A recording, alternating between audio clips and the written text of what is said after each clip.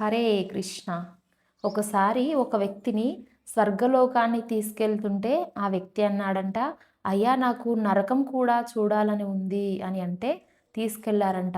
ఎంతో బావుంది. ఎన్నో మంచి విషయాలు ఇక్కడ చేసే పనులన్నీ అక్కడ గూడా ఉన్నాయి. చాలా నచ్చిందంట. మళ్ళీ స్వర్గానికి వెళ్లారంట.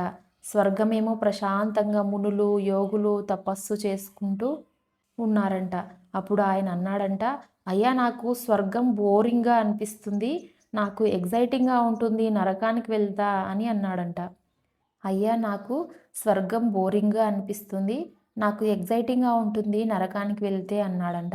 అప్పుడు ఆయనకి నరకంలో దిగబెట్టారంట ఆ పార్షాదులు. అప్పుడు ఆ నరకం లోపలికి ఇవి, అవి చూస్తూ, చూస్తూ వెళ్ళగానే ఒక పెద్ద తలుపు తీయగానే అక్కడ లోపల అందరిని నూనెలో వేయించారంట. కొరడాలతో కొడుతున్నారట.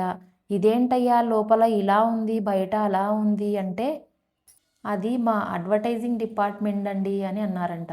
అందుకే మెరిసేదంతా బంగారం కాదు.